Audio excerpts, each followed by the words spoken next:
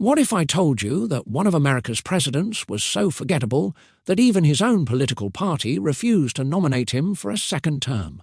Meet Franklin Pierce, the 14th President of the United States, whose presidency was marked by personal tragedy and political turmoil that would help push America toward civil war.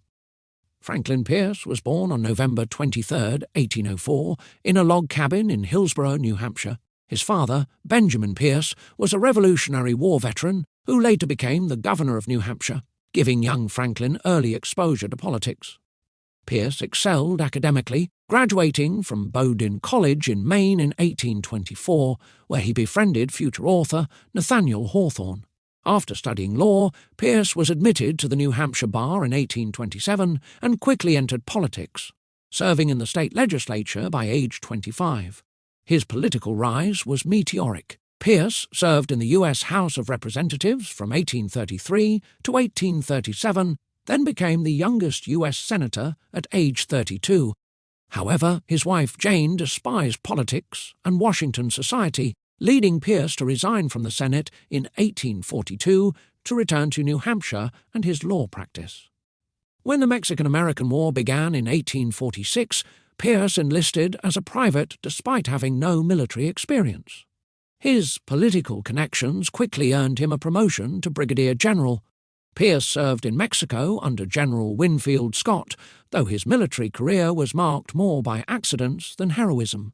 He was injured when his horse bolted during battle, leading to later accusations of cowardice from political opponents. The 1852 Democratic National Convention was deadlocked between several candidates. On the 49th ballot, Pierce emerged as a compromise dark horse candidate, someone acceptable to all factions but exciting to none. His nickname became Young Hickory of the Granite Hills, trying to evoke Andrew Jackson's popularity. Pierce won the election decisively against Whig candidate Winfield Scott, his former commanding general. However, tragedy struck just weeks before his inauguration when the Pierce family's train derailed. Their 11-year-old son, Benjamin, was killed before their eyes, the only fatality in the accident. This devastating loss would haunt Pierce and his wife throughout his presidency. Pierce took office in 1857 as a pro-Union Democrat who believed compromise could preserve the nation. However, his presidency was dominated by the explosive issue of slavery's expansion into new territories.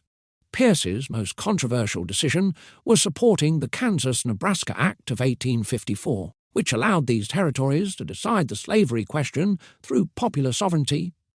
This effectively repealed the Missouri Compromise and led to violent conflicts in Kansas Territory, earning it the nickname Bleeding Kansas. Pierce also endorsed the pro-slavery Lecompton Constitution for Kansas, despite clear evidence it didn't represent the majority's wishes. These decisions alienated Northern Democrats and further divided the nation along sectional lines. His administration was also marked by failed foreign policy adventures, including attempts to acquire Cuba from Spain and involvement in Central American affairs that Congress largely rejected. Throughout his presidency, Pierce battled alcoholism and deep depression following his son's death. His wife Jane remained in mourning and rarely appeared in public, earning her the nickname the Shadow in the White House. Pierce's pro-Southern policies and perceived weakness in handling the slavery crisis made him increasingly unpopular in the North. His own Democratic Party abandoned him, becoming the only elected president denied renomination by his party until Lyndon Johnson in 1968. After leaving office in 1857, Pierce travelled to Europe and eventually returned to New Hampshire. He remained critical of Abraham Lincoln during the Civil War, believing the conflict could have been avoided through compromise. This stance made him even more unpopular in the North. Pierce died in 1869, largely forgotten by the American public. His presidency is consistently ranked among the worst by historians, viewed as a failure that accelerated the nation's march toward civil war. Franklin Pierce's story serves as a reminder that good intentions and personal tragedy don't always translate into effective leadership. His attempts at compromise during one of America's most critical periods ultimately satisfied no one and helped push the nation toward its greatest crisis. Sometimes, in history, the forgotten presidents teach us as much as the celebrated ones about the weight of leadership and the consequences of indecision in times of national crisis.